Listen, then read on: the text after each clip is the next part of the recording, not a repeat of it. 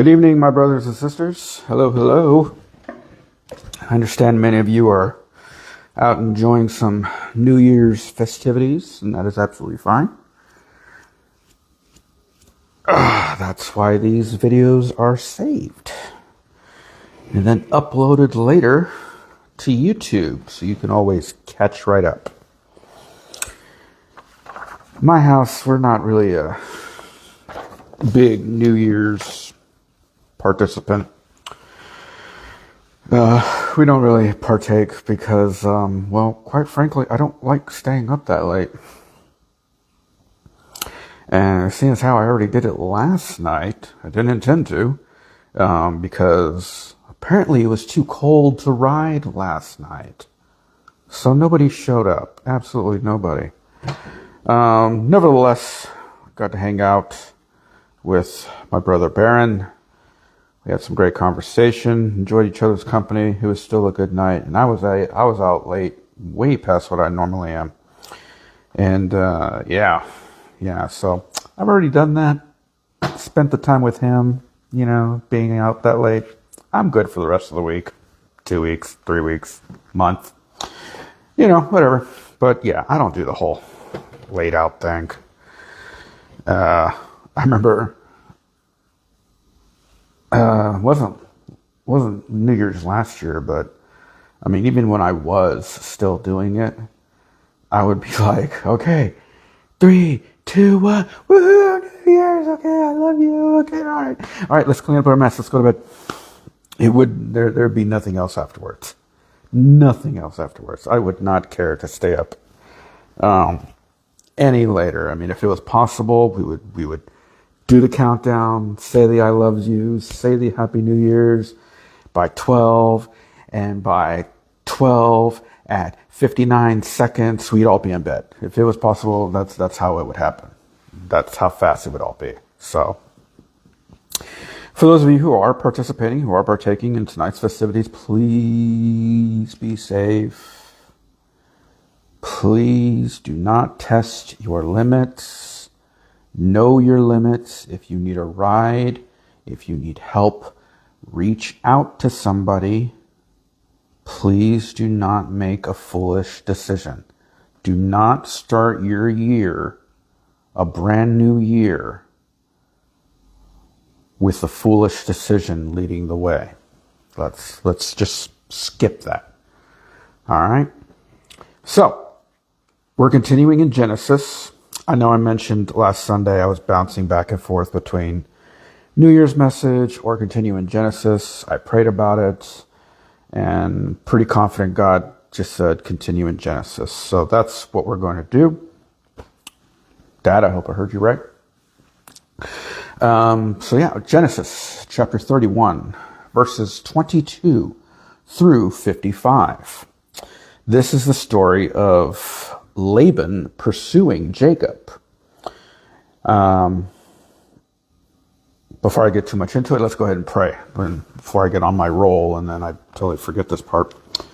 Hello, Father. Thank you so much for a wonderful night. Lord, please be with us. Watch over my brothers and sisters. Watch over my friends who have yet to come to you. Please be with us all, Father. Help us, guide us with your loving hand. Help us to make wise decisions, empowered by your Holy Spirit. Help us to bring in this new year with a greater emphasis and focus and heartfelt drive for you. For King and Kingdom. In Jesus' name we pray. Amen. All right. So, if you recall, last week in our study, Jacob was running away. Jacob was running away from Laban. The whole living situation was not working out. Jacob felt the call, the need to go back home. And Laban just wasn't having it. He was just trying to bargain and get as much out of him as he possibly could.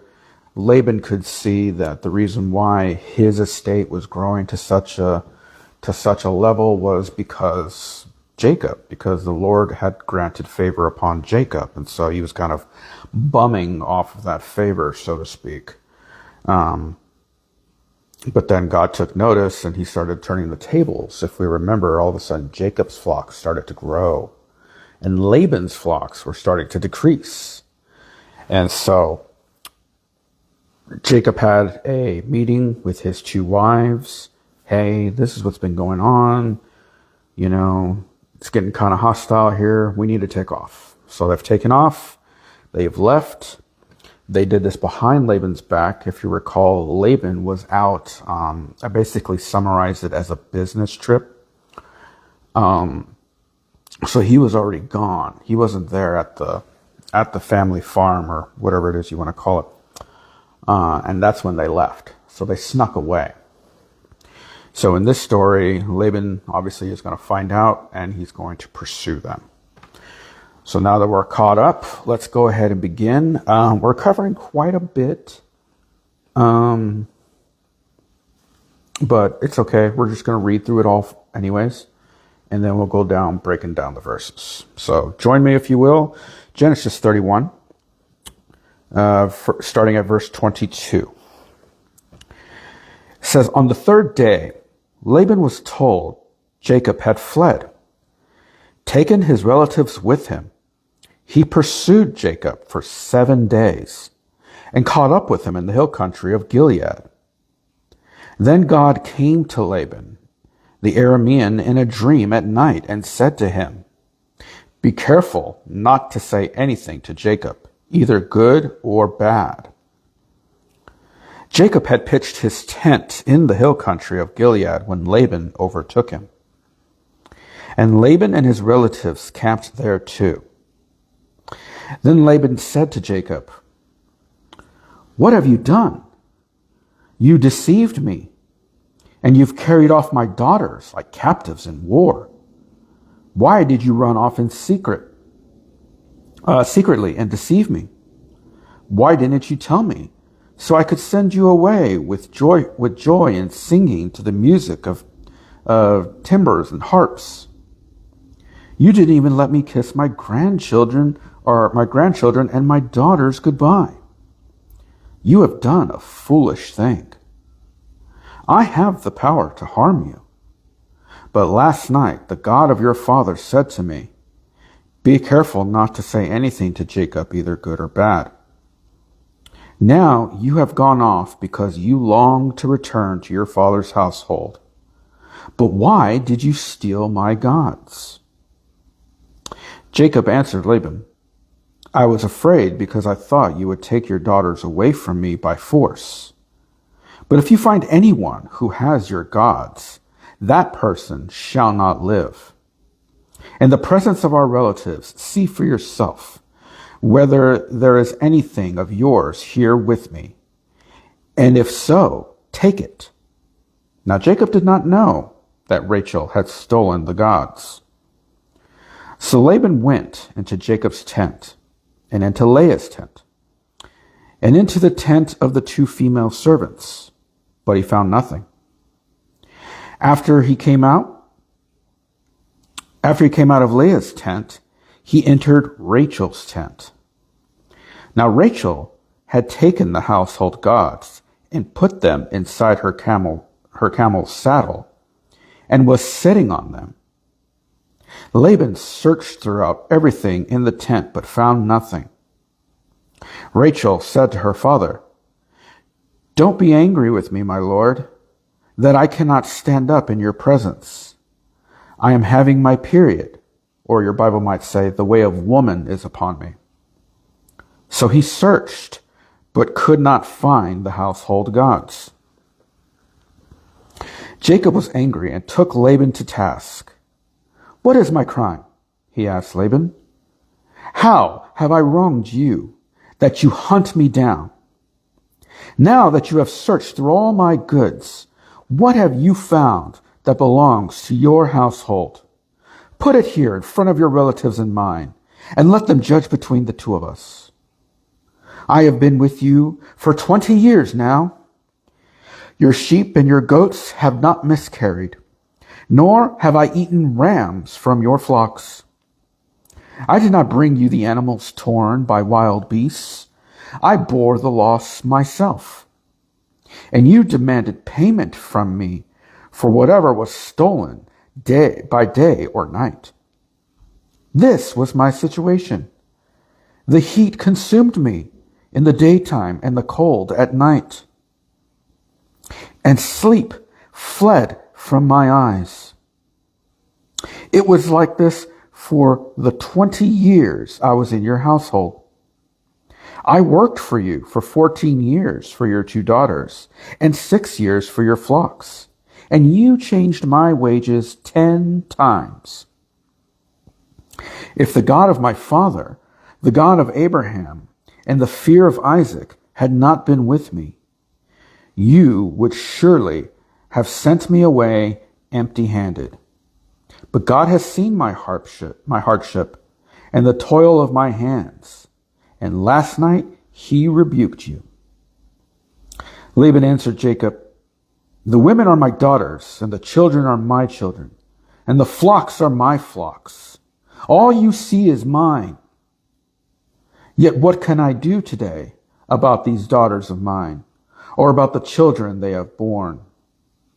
Come now, let's make a covenant, you and I, and let it serve as a witness between us. So Jacob took a stone and set it up as a pillar. He said to his relatives, gather some stones. So they took stones and piled them in a heap, and they ate there by the heap. Laban called it Hagar Shudatha, and Jacob called it Galeed. Laban said, this heap is my witness between you and me today. That is why it is called Galeed. It was also called Mizpah, because he said, may the Lord keep watch between you and me when we are away from each other. If you mistreat my daughters, or if you take, losing my spot here, or if you take any wives besides my daughters, even though no one else is with us, remember that God is a witness between you and me. Laban also said to Jacob, here is this heap, and here is the pillar I have set up between you and me. This heap is a witness, and this pillar is a witness, that I will not go past this heap to your side to harm you, and that you will not go past this heap and pillar to my side to harm me. May the God of Abraham and the God of Nahor, the God of their father, judge between us. So Jacob took an oath in the name of the fear of his father Isaac. He offered sacrifices there in the hill country and invited his relatives to a meal. After they had eaten, they spent the night there. Early the next morning, Laban kissed his grandchildren and his daughters and blessed them. Then he left and returned home. Like I said, quite a bit, but we're going to get through it. Let's take a closer look at the beginning in verses 20 through to 24. So as we've seen in tonight's lesson, we're going to see we've witnessed more maturity coming from Jacob, as well as some great hypocrisy from Laban, as well as a non-aggression pact between the two of them. Again, non-aggression pact. This was not a peace agreement, okay? That's not at all what this was. It was a non-aggression pact.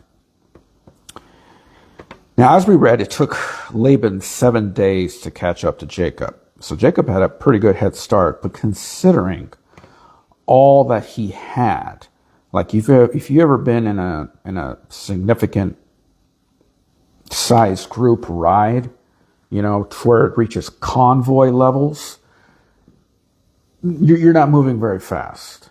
The collective, in order to stay a collective, needs to move slowly and methodically to get to where they need to go. And the same thing has been done here. Laban, chances are, didn't have even a fraction of the number of people and animals as Jacob did. So he, by all accounts, he caught up to him pretty fast. 7 days seems long, but the distance that Jacob would have covered, he caught up to him pretty fast. But also we read here in these verses that Laban, the pagan, received a word from God, the one true God, warning him not to harm or do anything foolish to Jacob. The NIV translation says, don't say anything good or bad. That's not entirely accurate. It's more accurate to say, do not harm him. Do not do any foolish deed or act. That's a more accurate way of looking at it and what the text is trying to convey to us when the Lord said, do not say anything to him, either good or bad. But nevertheless, this pagan heard from the one true God. Let us keep that in mind throughout this lesson. He did, in fact, hear from the Lord. Looking at verses 25 through 30, so it said Jacob pitched his tent and he settled in the hill country where Laban eventually caught up to him. And notice here the audacity, really, of Laban's language. What have you done? Why did you deceive me? Because Laban's such a good guy and he's never deceived anybody ever. He's talking all this, why did you deceive me? Why did you take away my daughters? And don't you know all this is mine? And so on and so forth. Notice just the blatant hypocrisy of Laban. Now, from our studies prior to this lesson, we know Laban wouldn't have let Jacob just go. Here he mentions sending him away with joy and singing and a great parade. Huzzah! You go back to your household, Jacob. Yeah. No. We know Laban wouldn't have done that. That shyster would have whipped out that silver tongue and tried to get him to stay, and God knows what else he would have done had the story not turned out the way it did. He wasn't going to send him out with blessings or anything like that. And also note that in these scriptures, he mentions flat out, after he's done ranting, that he has the power to harm him. So he's trying to puff up to Jacob in a way. When he mentions this is just all showing us how worldly he is. How this pagan is so worldly through and through, his heart, his thoughts, everything.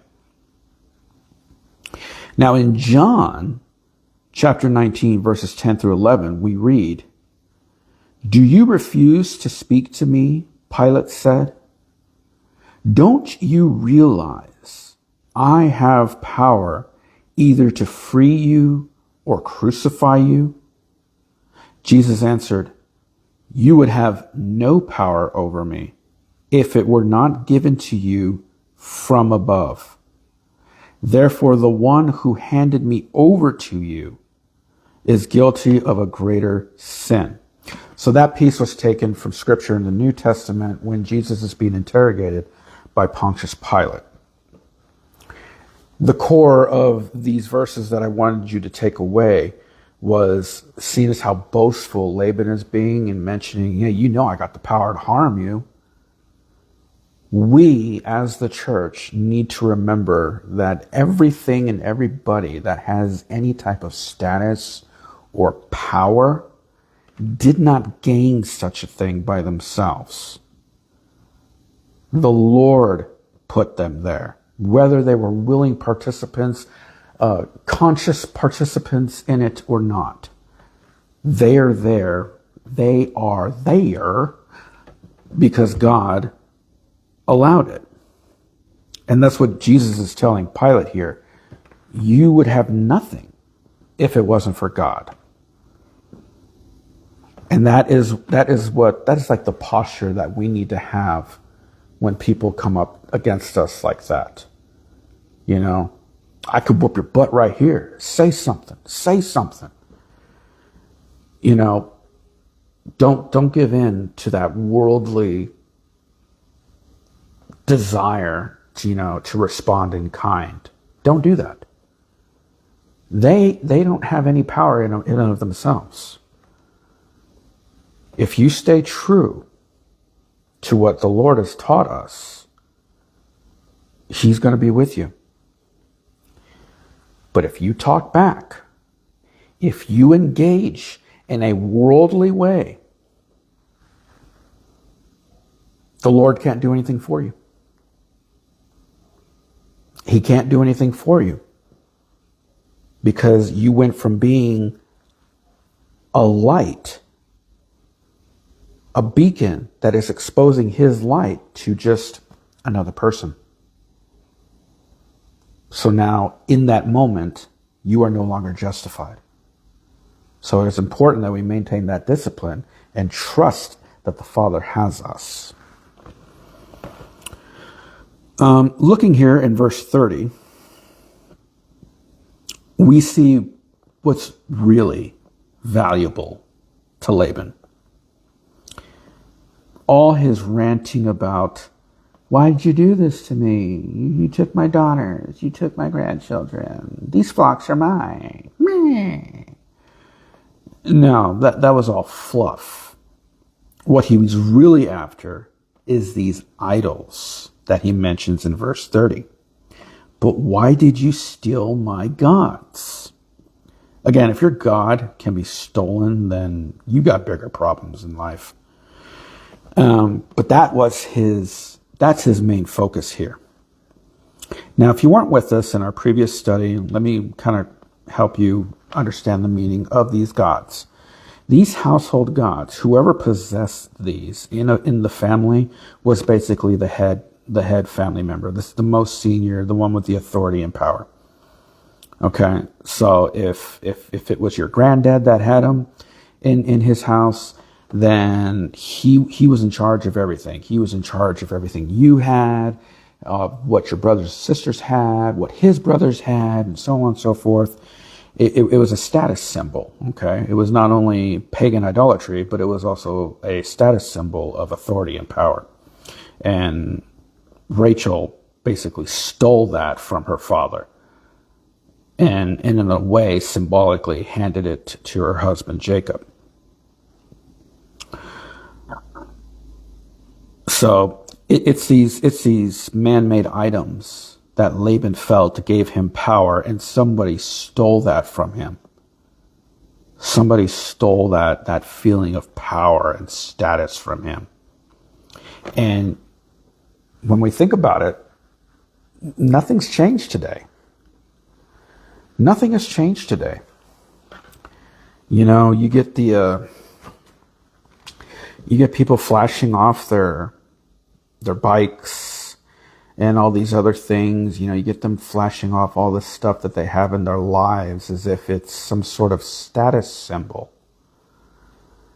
This is going to sound a little stereotypical / bad, but if you've ever spoken to a group, individually they probably won't speak this way, but if you've ever spoken to 2 or more guys who own CVO Harleys, they talk a little less humbly. Let's put it that way. They aren't as humble as they usually are when it's just them by themselves. Because because it's a CVO. It's a status symbol. It represents something of authority, of wealth, of power, you know, of ability, whatever. They're trying to boast in something. And they're using the motorcycle as the visual authorization to boast. And this is not at all what we're supposed to be doing. We are stewards of everything that is within our care. This house of mine, it's not mine. This house belongs to God, and I am the steward. I am the manager of this house. The same that goes with the motorcycle. I am the manager of that gift that God gave me to use for His glory. Not to boast myself up. Not to elevate and lift myself, but to boast in Him. To bring awareness and point the direction to Him, not to myself. Verses 31 through 35. So Jacob gets a chance to respond to here, from all of Laban's, 12-year-old girl ranting. He tells him straight up, I thought you were going to take everything away from me by force. And then he mentions the gods. It's like, hey, I know nothing about it. To which he's telling the truth. He doesn't know. Rachel, his wife, stole these gods from her father Laban without Jacob's knowledge. So he's completely ignorant to this whole missing idols thing. So then, as we see, Laban starts going from one tent to the other. He's looking for his idols. This right here is actually the proof of Laban's true intent. This right here goes to show that it wasn't, maybe they were a distant secondary or tertiary thought, but his primary focus was his household gods. Not his daughters, not his grandchildren. Again, they were a distant second or tertiary, thought. He is passing through, going from one tent to another. Okay? And nothing is written about him paying any attention to his daughters or grandchildren. You can't tell me he's bouncing back and forth between one tent and another and not visually seeing or physically crossing, his grandchildren or his daughters. Hey, how's it going, bud? Nothing. Because that's not his concern. As we've also seen previously in our studies, he used his daughters like commodities to be exchanged, bargained with, and used for personal gain. So this whole thing about Laban, you took my daughter. No, come on. Shut up. That's not your focus. So he's passing through from one tent to another. He's not finding anything. And by his actions, we see that this is his main focus. Folks, what we're seeing here out of Laban is what we call today narcissism. I'm going to get a little psychology going on here. Not much, just a little bit. This here is a narcissist at work. Now, I'm not going to go too deep into all this, but he is displaying stereotypical, what's called grandiose narcissism. Because there's more than one. There's more than one kind of narcissism. He's showing stereotypical grandiose narcissism with the whole, no, this is mine. My daughters, those grandchildren, the flocks, no, that's mine. Your stereotypical grandiose narcissist typically is the one who's very overt, very loud, very boastful, typically will steal, kill, and do anything for personal gain to elevate their own personal status. This is a stereotypical narcissist. However, there is a narcissist, a level of narcissism referred to as vulnerable narcissism. I'm not sure if the DSM has been updated since DSM-5, but as far as I know, it's still called vulnerable narcissist. Vulnerable narcissists are those types that we actually see a lot today, and they're growing in number. These types of narcissists are the ones that are posting constantly poor me type, things, not because they're venting, but because they're seeking validation and pick-me-ups from everyone else. And the behavior is consistent. It's not just a one-off here and there. It is a consistent line of behavior. And so they'll boast, they'll mention that they did something bad again, and they're wanting people to shower them with sympathy, as opposed to a grandiose narcissist who wants to be showered with praise and, compliments and things like that.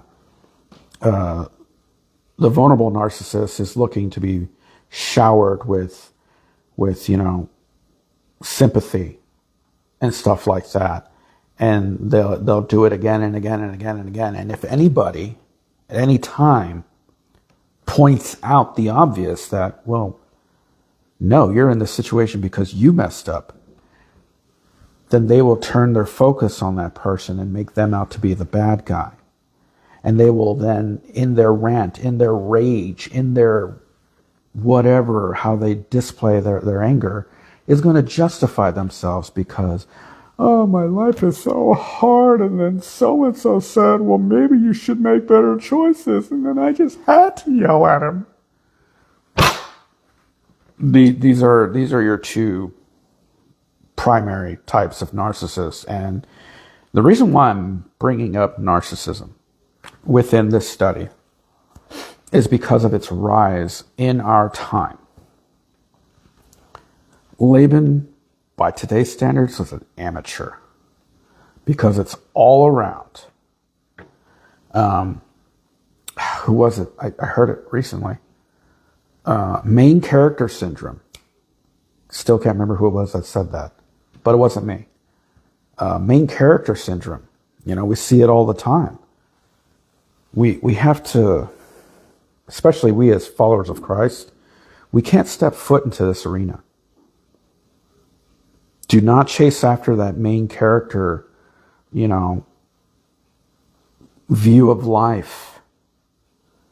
That will quickly pull you away from the faith, and you won't be happy.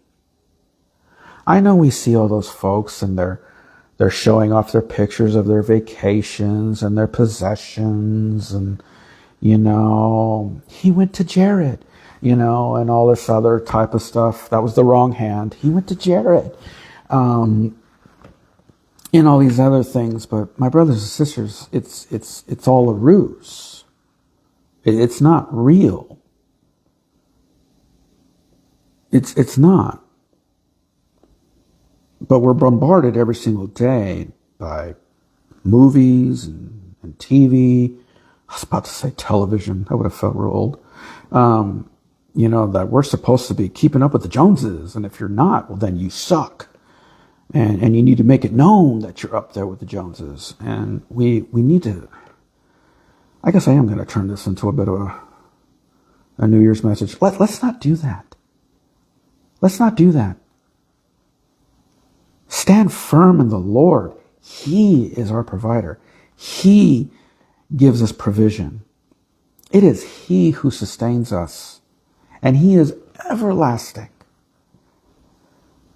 That ring from Jared, that car, that CVO, it's all going to go away. It's not going to last. Especially that CVO. That CVO is not going to last. I know, and all the Harley guys are like, "Rah!" But it's not going to last. Let us put our focus on that which does, on He who does, Jesus Christ, the rock of our salvation. Okay, tangent over. All right, let's keep going. 36 through 42. So Jacob was angry and took him to task. Now my NIV here says takes him to task, aka he chewed him out. JK. I don't know why I said that. Jacob basically lit up Laban in a rant. He was chewing his butt out. And so that's what it means by he took him to task. So Jacob is chewing Laban out. And also we see that Jacob is showing again how he is maturing in his faith by acknowledging that it was God looking out for him the whole time. That it wasn't anything of his own doing. Y'all remember the stupid thing he did with the sticks and in the water trough and everything like that with the goats? He's coming full circle into realizing it wasn't because of any of that. It wasn't because of any of that. It was the Lord. The Lord was doing it the whole time. He was with me the whole time. So this is showing great maturity. And this is what we are to do as well. To acknowledge what the Lord has done for us in our lives and give that glory to Him for everything that He does for us. It's a matter of being humble. It's about the heart posture. We all have the freedom of choice. And even when we do wrong things, God is still working to guide us and provide us back the way we need to go. No other pagan, false god, Native American thing, whatever, does that. None of them. But the one true God does. Even when we screw up. It took me 27 years of screwing up to finally start noticing that He's been in my life the whole time. And of all the big screw-ups in my life, the end result of how they could have been way worse, that they weren't, that was Him. That was Him looking out for me. And that's what He's doing for you as well. Where was I? But let us not take after Laban. Everybody who chooses to follow in the footprints of Laban, that want to plot and plan for selfish gain, who want to play the game, don't do that. Don't do that. That, as the word says, that which they have, they will lose. Okay. In Matthew chapter 13, verse 12, Jesus says, whoever has will be given more, and they will have an abundance. This is talking about faith. Those who have faith will be given more, and they will have an abundance. The second part of this verse goes, whoever does not have, even what they have will be taken from them. Meaning, whoever does not have faith, even what they do have in the world, will be taken from them. That's another way to look at it, to make it more clear to understand that verse. Again, that's Matthew chapter 13, verse 12.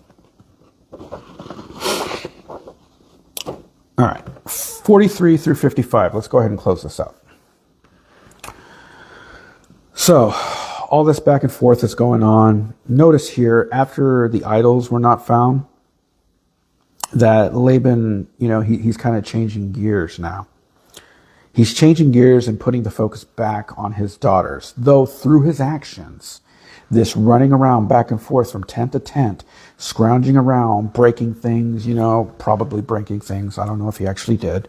But scrounging around, making a mess of everything, looking for these gods, realizing they're nowhere to be found. He's looking like a real turd right now. Now he's got to change his focus back to his daughters and his grandchildren.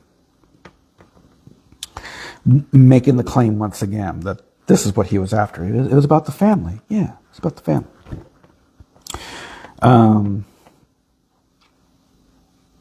And though his household gods are gone, he's still clinging to this arbitrary man-made idea of power. Like I told you from when we first started this lesson to make a note of, Laban heard from God. So many people today are like, well, if I just hear from him, I'll believe. Will you? Will you? Laban is proof. You can hear from God. You can see God. He can reveal himself to you in whatever way he wants. If the heart is not there, it doesn't matter. As we've been seeing time and again on Sundays in our study in Matthew, the Pharisees and the Sadducees, miracle after miracle, display after display, godly knowledge, pieces of godly knowledge delivered after another piece of godly knowledge and wisdom, still not believing. Laban is a great example of somebody who can hear, who can have that experience, still doesn't believe. Still doesn't believe because he's holding on.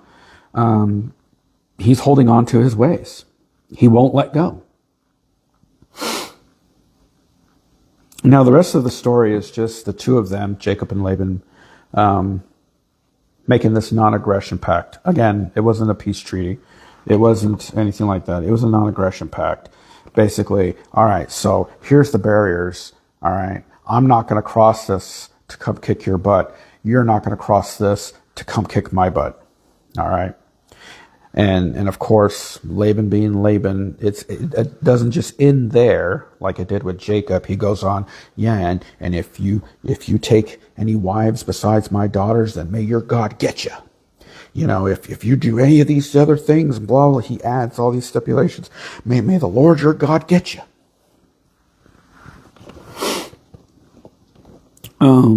But that's what the rest of the story is. And Laban, if you read carefully, if you were following along carefully, Laban is the one who adds that may his God and the God of Abraham judge between them. I remember when I first read the story, I got those confused. I thought it was Jacob acknowledging the legitimacy of Laban's pagan God. So that's why I wanted to make a point to mention this. It wasn't Jacob, so don't misremember like I did when I first read the story. It was Laban. It was Laban who said that. Laban also said to Jacob, here is a heap. The heap is my witness, and I will not go past this heap.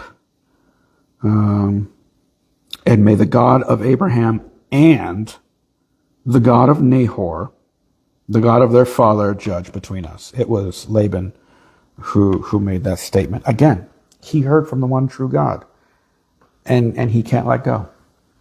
He can't let go of what is lie and accepting the truth. My brothers and sisters, that's what I got for y'all tonight. And let us kind of make that our thing for the new year. Letting go of the lies. Letting go of the lies and clinging to truth. Is it going to hurt? You bet your butt it's going to hurt. Oh yeah. Man, that's going to sting. In the Army, there would be times when we need to get our vaccines and everything up to date. And there was this one injection. We called it the peanut butter injection, because like it was a thick substance, and when they stuck you with that thick needle and started squeezing it into you, they had to go slow. It had to go by slow. You couldn't force that injection in, and man, you could just feel it. I can't remember what it was for. Having a brain fart. Any of my military folk remind me. But yeah, we call it the peanut butter shot. It's going to hurt worse than that. It is going to hurt to let go of the lies and accept the truth. It's going to hurt. It's going to be scary. And it's going to be a very hard transition. But I promise you, He who is the way, the truth, and the life is going to show you such amazing things. You're just going to totally forget about that pain. It's just going to leave you. You're going to be like, wait, what pain? No, I'm with Jesus now. What pain? I promise. I promise that's what it's going to be like. I love y'all so much. Again, please, please, please be safe. Okay? If you're too drunk or whatever, call somebody. Please call somebody. Stay the night at someone's house. Just please don't ride. Don't do anything stupid on the roads. Don't do anything stupid with firecrackers either. But yeah, I love y'all. Y'all have a good night. God bless. Be safe. Keep the shiny side up. I'll see y'all next time.